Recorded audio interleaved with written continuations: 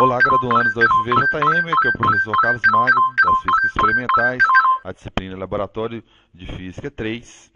E o experimento de hoje é o experimento 2 de leis de Ohms, ok? E vamos começar pela segunda lei de Ohms, que me fala da resistência.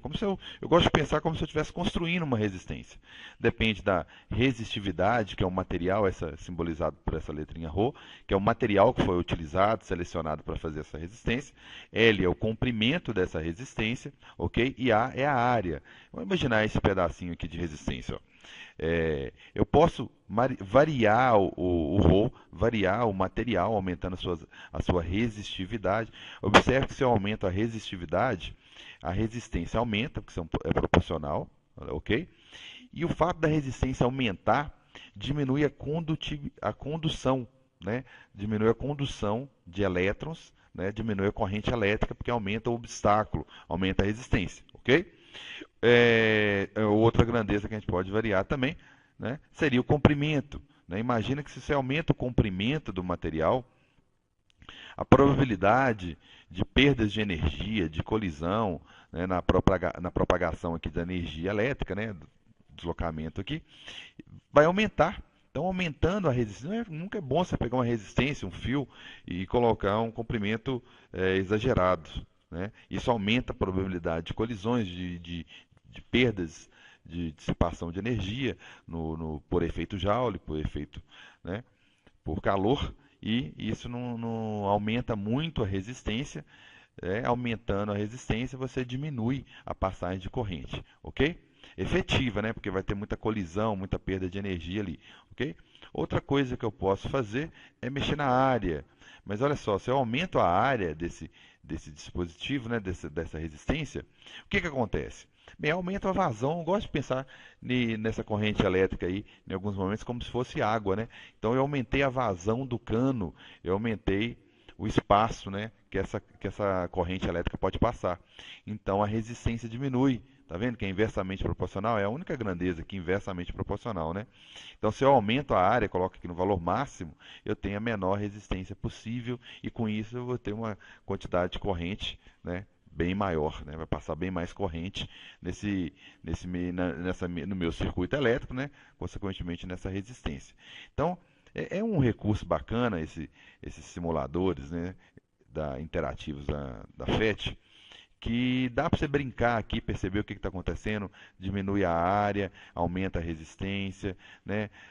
Dependendo do aumento que eu fizer, por exemplo, eu vou lá e aumento a área o máximo possível, mas em contrapartida eu fui lá e aumentei o comprimento, né? Ou aumentei a resistividade, então uma coisa vai compensando a outra. Quero manter constante a resistência, mas fui lá e diminuir o comprimento. Aí eu vou lá e mexo na área, então, vou diminuir a área também. Então, eu vou conseguir equilibrar, confeccionar e construir a resistência que eu preciso. Foi falado isso lá na teoria, foi mostrado isso com a ARPA, né, a gente chama de ARPA, aqueles nossos circuitos em que tinha níquel, cromo, diferentes diâmetros, e tinha o ferro. Então, a gente tinha que identificar se o material utilizado era ômico ou não, se ele mantinha a resistência constante ou não, né? E também tínhamos que perceber, né, era o objetivo do experimento, da demonstração, percebermos à medida que dobrávamos o diâmetro, o que acontecia né, se a gente dobra o diâmetro, o que acontecia com a resistência. Né? Se a gente dobra o diâmetro, a gente dobra o raio, a gente quadruplica a área. Quadruplicar a área é dividir a resistência por um quarto, ok? Então, isso foi percebido lá, nós aumentamos, teve um momento que aumentamos o comprimento para ver o que acontecia com a resistência, você está percebendo que tá variando aí. E a resistividade, podíamos apenas trocar entre níquel, cromo e ferro, e perceber que o ferro já era mais instável e não apresentava um comportamento ômico, não era linear a relação. A resistência não era constante. Agora, eu posso pular para a primeira lei. A primeira lei, ela me diz o seguinte, ela me fala sobre a relação V igual a R vezes I, ou I vezes R, né? Me fala sobre essa associação. Eu aprendi a lidar com essa resistência, e quanto maior essa resistência, menor é a corrente. Estou vendo ela aqui pequenininha, né? E a tensão. O que é a tensão?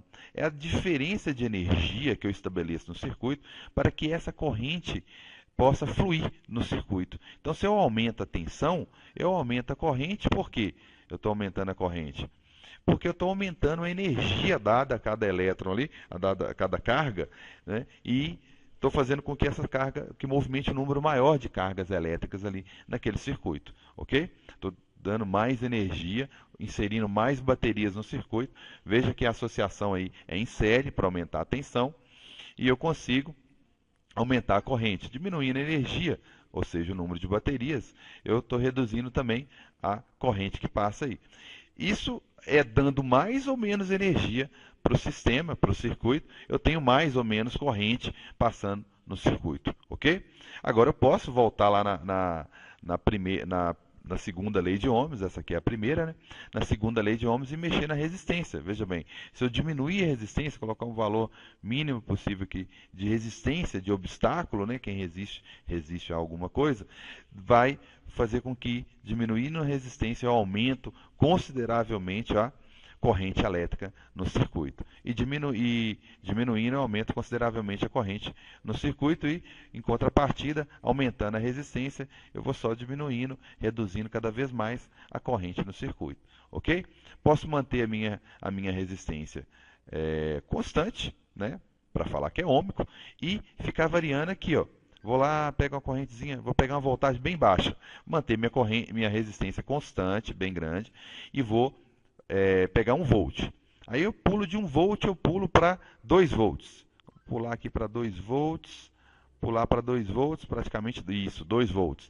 Pulei para 2 volts. E a corrente também dobrou. Tá vendo? Quando eu tinha lá meu 1 volt, olha só, 1 volt, corrente 1.8.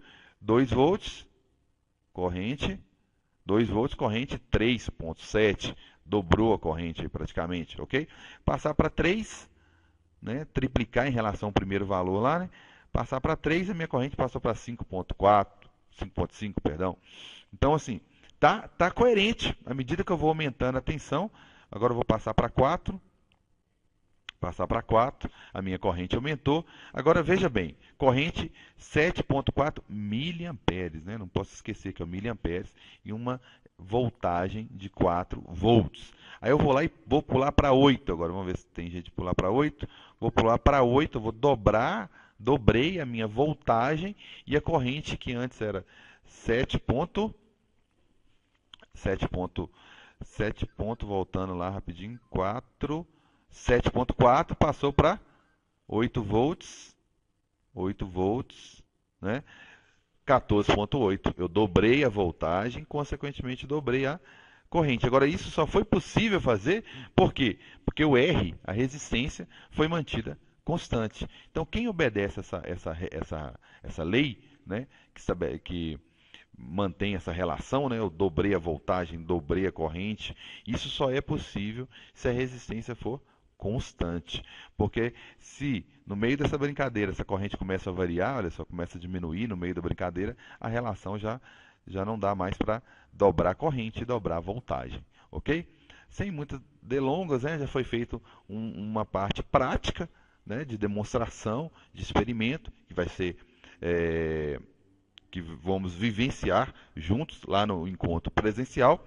Foi feito também um vídeo teórico. Então aqui é mais para mostrar o recurso FET, né, do Colorado.edu, mostrar que dá para brincar aqui com associações diversas, né? No caso aqui a associação de baterias, perceber qual é a relação com a corrente elétrica, né? Você observa que o resistor lá embaixo, olha só, eu vou diminuindo a resistência, vai ficando mais fácil de passar, né? Agora eu vou aumentando a resistência, vai tumultuando a quantidade de partículas que vão surgindo, de átomos, né? Que vai surgindo ali. Quanto mais denso o material seja, menos elétrons livres ele tenha, vai influenciando na resistência elétrica, ok? Então, mais foi para mostrar essa relação e, com isso, a gente contempla a primeira lei de Ohms, né? Que é essa daqui, e contempla também a segunda lei de Ohms, que eu gosto de pensar nela como sendo eu estou confeccionando, criei a minha resistência, ótimo, vou lá e aplico ela a um circuito e perceba a relação V é igual a R vezes I. E quem obedece essa relação, né, significa que a resistência é constante e o resistor é ômico. E foi possível perceber isso lá na prática, ok? E só reforçamos com esse simulador aqui, ok? Tenham bons estudos e recuam quantas vezes for necessário a todos os recursos que foram disponibilizados na plataforma, ok?